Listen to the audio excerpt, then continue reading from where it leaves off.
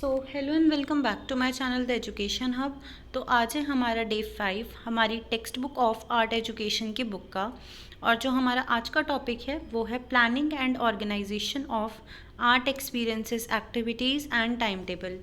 यानी कि इस वीडियो में हम देखेंगे कि जो आर्ट एक्सपीरियंस होता है वो एक्चुअली में क्या चीज़ है, उसकी एक्टिविटीज़ को करवाने के लिए आर्ट एक्सपीरियंस की एक्टिविटी को करवाने के लिए हम कैसे प्लानिंग करेंगे, चीज़ों की कैसे ऑर्गेनाइजेशन करेंगे और टाइम टेबल कैसे फॉर्म करेंगे।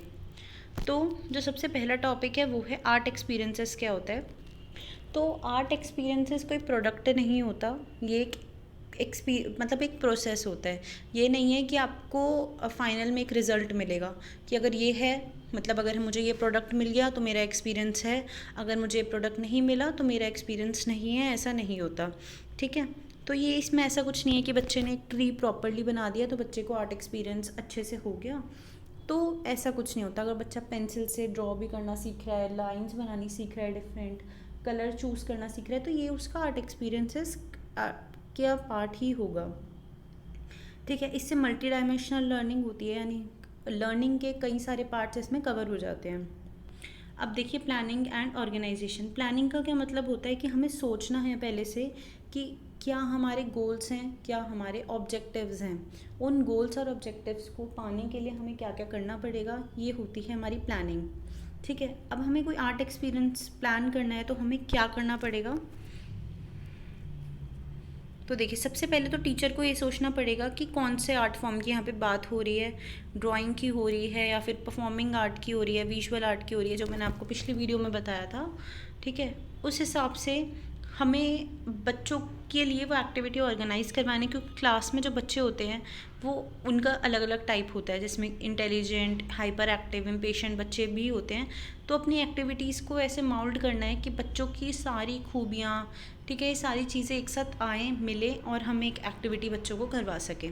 ठीक है। हमें एक ऐसी थीम और टॉपिक लेना है जो बच्चों के लिए रेलेवेंट हो। अब अगर आप फर्स्ट क्लास के बच्चों को आर्ट एक्सपीरियंस दे रहे हैं तो उन्हें आप कोई ऐसा ग्लोबल वार्मिंग जैसी चीज़ नहीं दे सकते, आप उन्हें बेसिक सी चीज़ देंगे। ठीक है, कि फ्लावर्स बनाओ, शेप्स बनाओ, ये देंगे। ठीक है। बच्चों को पहले एक्सप्लोर करने का टाइम देंगे टेक्स्ट बुक के बाहर से। हम बोल सकते हैं बच्चों को कि आपको जो माइंड में आ रहा है अपनी क्रिएटिविटी यूज़ करके आप बनाओ, या फिर आप इमेजिन करो ऐसा सीन हुआ होगा अब बनाओ। या फिर हम बच्चों को एक्सकर्जन्स पे लेके जा सकते हैं और फिर बोल सकते हैं कि आपको ड्रॉ करना है। अब वीकली, मंथली और एनुअल प्लान की क्या ज़रूरत है। वीकली होता है जो हमारे वीक में 7 डेज़ होते हैं उसकी प्लानिंग, मंथली होता है महीनों की प्लानिंग जो हमारे 12 मंथ्स होते हैं, और एनुअल होता है साल का। तो सबसे पहले तो हमें देखना है कि क्या क्या मटेरियल्स की हमें ज़रूरत होगी। उसके लिए हमें पैसे भी चाहिए, तो फाइनेंशियल और फंड की भी हमें ज़रूरत होगी। ठीक है। कितनी प्रोडक्ट्स की क्वांटिटी चाहिए, मतलब क्लास में 10 बच्चे हैं तो 10 पेपर्स हमें चाहिए होंगे, 4 शीट्स चाहिए होंगी। ठीक है। कितनी, कौन सी एक्टिविटी को कितना हमें टाइम देना है। जो एक्टिविटीज़ हैं वो सिस्टमेटिकली, मतलब लाइन वाइज चलती जाएँ। पहले बच्चों को लाइंस ड्रॉ करना सिखाई, फिर पेंट, धीरे धीरे बच्चों को कलर्स, फिर पेंटिंग, ये सब हमें सिस्टमेटिक वे में सिखाना है। फिर जो बच्चे हमारे पास रिसोर्स हैं, टूल्स हैं, उनका प्रॉपर कोऑर्डिनेशन हो, इस चीज़ का हमें ध्यान रखना है। और साथ में planning increase the work efficiency. अगर हम प्लानिंग करेंगे पहले से ही एडवांस में तो हमारा जो काम है उसकी एफिशिएंसी बहुत अच्छी होगी, हमें एक बेटर रिजल्ट मिलेंगे। ठीक है। और स्टूडेंट्स की मैच्योरिटी लेवल के हिसाब से हमें प्रिपेयर करनी है अपनी एक्टिविटी। अब जब हम ये प्रिपेयर कर रहे हैं कि हम वीक में कौन सी एक्टिविटी करवाएंगे, मंथ में कौन सी होगी, साल में कौन सी एक्टिविटी होगी, तो हमें पहले ध्यान देना है कि कौन से मंथ है। जैसे मई में लेबर्स डे आता है, ठीक है, मार्च में वाटर डे आ गया, तो हमें उसके हिसाब से सिलेक्ट करना होगा। कितने पीरियड्स हमें देने, ये देखना होगा। कौन सी एक्टिविटी कब करवानी है और क्या बच्चे वो कर पाएंगे या नहीं, ये देखना है। फिर वो उसको एक एक्टिविटी को कितना टाइम देना है, कौन से सीज़न में कौन सी एक्टिविटी करवाएं। जैसे कि हम थीम रख सकते हैं, spring theme, winter theme, summer theme. ठीक है। फिर फेस्टिवल्स जो आ रहे हैं उनको ध्यान में रख के हमें बनाना होगा। रॉ मटेरियल्स का ध्यान रखना होगा जो इजीली बच्चों के लिए अफोर्डेबल हो और वो मिल जाए, ऐसे सामान हमें लेके आने होंगे। ठीक है। क्या क्या हमें टूल्स चाहिए वो पहले से अरेंज होने चाहिए, और एक्सपर्टीज़ होनी चाहिए टीचर की कि वो बच्चों को अच्छे से सिखा पाए। ठीक है। एडिक्वेट स्पेस होना चाहिए एक्टिविटी करवाने के लिए।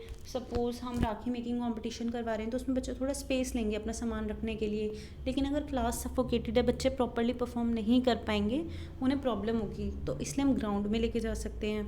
फिर हमें ये भी देखना होगा कौन सा सीज़न चल रहा है, ज़्यादा ठंड तो नहीं है या बारिश का मौसम तो नहीं है जो हम बच्चों को नहीं लेके जा पाए, तो हमें सब कुछ देखना होगा।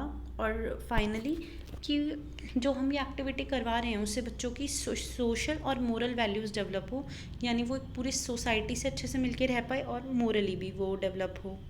नेक्स्ट है हमारा एनुअल प्लान हम कैसे बना सकते हैं। देखो ये बस आपको एक आइडिया दे रखा है कि आप एनुअल प्लान कैसे बना सकते हो। तो जैसे कि पहले तो मंथ लिख दिया, जैसे मंथ के नेम है, अगर आप यहाँ से लेफ़्ट साइड से सेकेंड एरो देखें, ठीक है।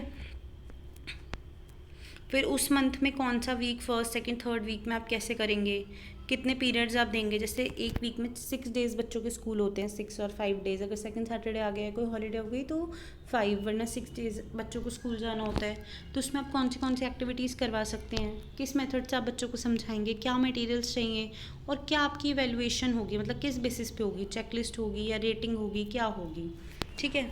तो ये तरीका है, आपको इस तरीके से अपने बच्चों को सिखाना होगा। तो ये बहुत छोटा सा टॉपिक था जिसमें हमने देखा कि आर्ट एक्सपीरियंसेस क्या होता है और बच्चों को आर्ट एक्सपीरियंस कैसे प्रोवाइड कर सकते हैं, वो बच्चों की ओवरऑल डेवलपमेंट में कैसे यूज़फुल होगा, कैसे कैसे हम आर्ट एक्सपीरियंसेस को करवाएंगे और किन किन चीज़ों का हमें ध्यान रखना होगा। होप है आपको वीडियो समझ आई होगी। अगर आपके कोई भी डाउट्स होते हैं तो कमेंट सेक्शन में पूछ सकते हैं। ये टेलीग्राम का लिंक मैंने डिस्क्रिप्शन में मेंशन किया है चैनल के, वहाँ पे भी जाके आप लोग ज्वाइन करके पूछ सकते हैं। आई होप आपको वीडियो पसंद आई होगी and thanks for watching my video.